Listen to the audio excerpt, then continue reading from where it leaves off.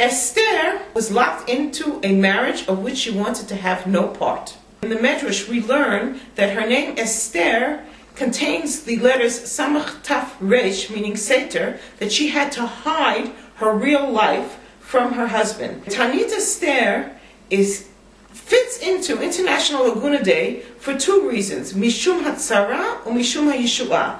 Mishum Hatzara in English, because of the affliction. Esther's affliction of being locked into a marriage and leading a double life, living in fear, is what every victim of get refusal, the women, feel when they're locked into chained to their marriages to their husbands, when they want to get, and they have to keep part of their lives hidden for fear of how he will react and how it will be manipulated to manage to get out of giving her a get. Mishum HaYeshua, Esther, for the way she managed to bring salvation, is also another connection to International Agunah Day. How so? Esther knew that she needed the unity of Am Yisrael in order to reach the Yeshua, the salvation. She came out with a cry and said, Tzumu alai, laila v'yom. She said, you all have to join me, identify with me, empathize with me, and then we will reach the rescue of all of us, in essence, not only of Esther, of course, of all of us.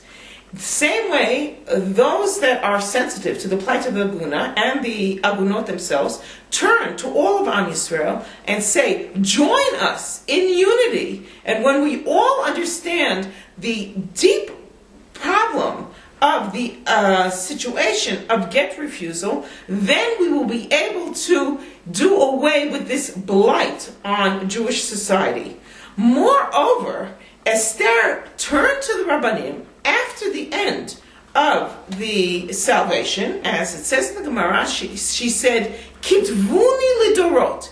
Esther understood the value of being written down as part of the holy books in the canon of the Tanakh. And she demanded of the Rabbanim, which they did. They included Megillat Esther as one of our own Sifrei Kodesh.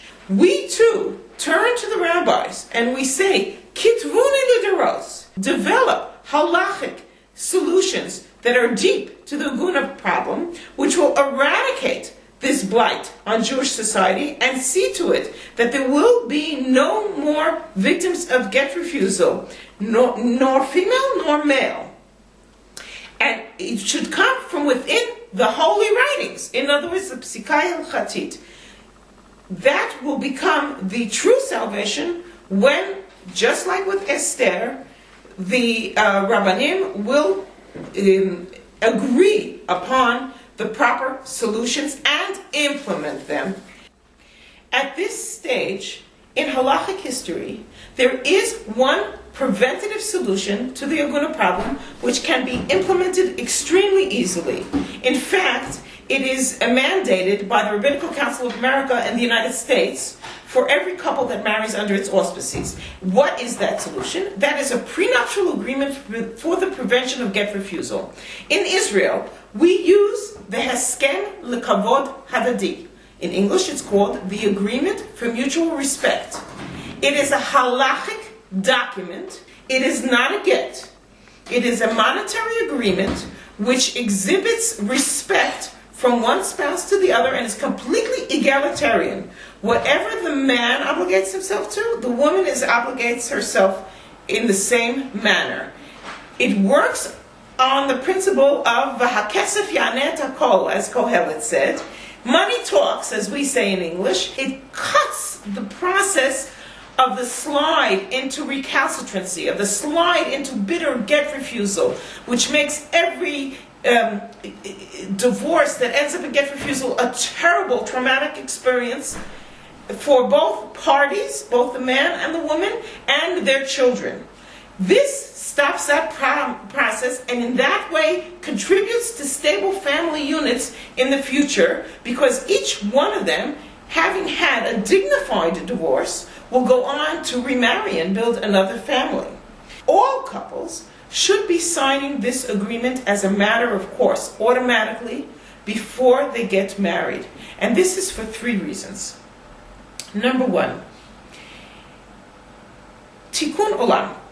We are going to correct a bad situation that exists in our dati society.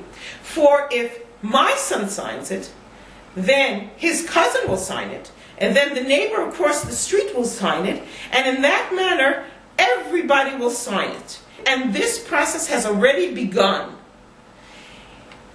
It is a form of pioneering, of chalutziut, that our young people should be taking upon themselves in order to serve as a living example for all of their friends, family, and acquaintances. The second reason that it should be signed is, simply put, for personal protection. When someone takes out health insurance, he doesn't think that he's going to need a heart transplant in the United States, and he needs to have it covered.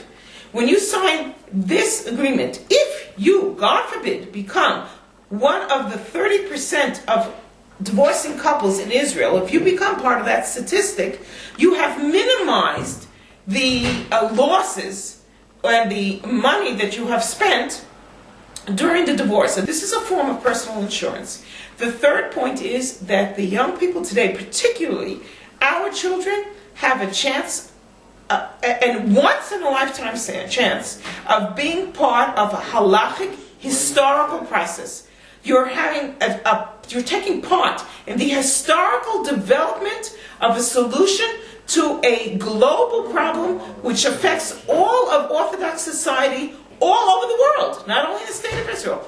They will have an effect on all of our Rabbanim to face the Agunah problem head on, to really relate to it, and to come up with deeper halachic solutions, even more than a prenuptial agreement called the Agreement for Mutual Respect, Haskem Lekavod Hadadi. The agreement can be found on the website of the Council of Young Israel Rabbis in Israel.